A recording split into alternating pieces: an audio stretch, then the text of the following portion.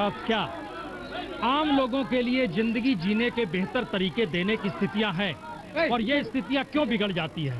हम आपको लिए चलते हैं छत्तीसगढ़ इसलिए क्योंकि वहां किसानों की हालत बीते 3 बरस में इतनी जर्जर थी, लगता था कैसे जी रहे हैं।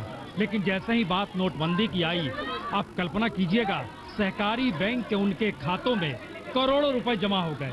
कौन से करोड़ों लोग किसने जमा करा दिए, आइए जरा छत्तीसगढ़ आपको लिए चलते हैं, ये नजारा भी देख लीजिए।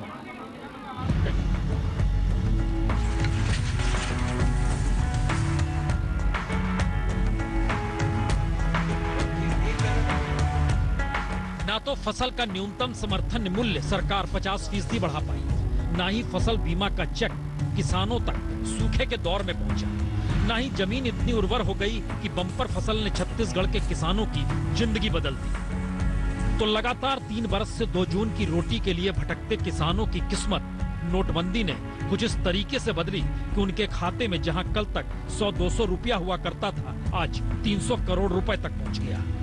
अब इन 265 शाखाओं में लाखों किसानों ने जमा किया है। अब इसको ब्लैक मनी कहना एकदम से, जब तक जांच ना हो, जब तक पूरी जानकारी ना आ जाए, तब तक कहना मुश्किल है।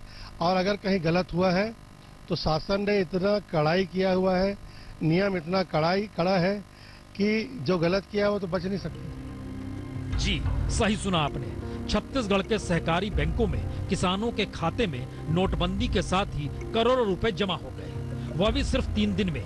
यानी 8 नवंबर को नोटबंदी का ऐलान और 10 होते होते सहकारी बैंकों में किसानों के खाते में धड़ाधड़ नोट जमा होने लगे। किसी के खाते में 10 करोड़ तो किसी के खाते में 48 करोड़।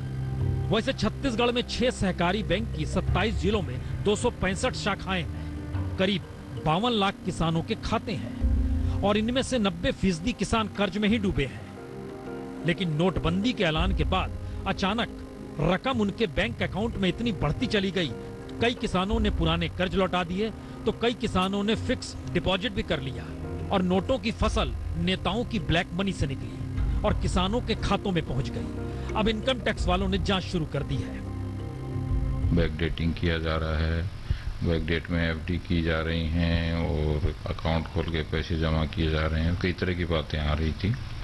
इसलिए हमने हमारे अफसरों को तुरंत मीटिंग बुला के बोला कि भाई इनको चिट्ठी लिख के और एक particular limit, specially 10 lakh and वो इस तरह की डिपॉजिट या कुछ हुए हैं इन्वेस्टमेंट, तो उनकी डिटेल मांगी जाए। जी, इनकम टैक्स वालों ने 1 अप्रैल 2016 से 28 नवंबर 2016 तक जमा रकम का पूरा ब्यौरा सरकारी बैंकों से मांगा है। और यूं छत्तीसगढ़ के सहकारी बैंकों में राज्य के बड़े नेताओं और उनके परिजनों के भी खाते हैं जो खुद को किसान ही कहते हैं।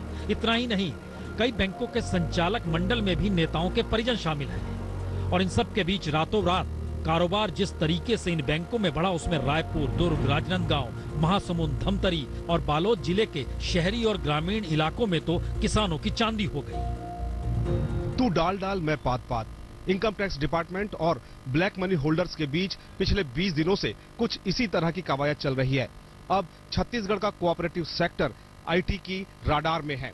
इनकम टैक्स डिपार्टमेंट ने यह भी साफ कर दिया है कि काले बाजार के कारोबारी चाहे कितनी भी कवायद कर लें, लेकिन वो बच नहीं पाएंगे। कैमरामैन महेंद्र के साथ सुनील नामदेव, रायपुर, आज तक।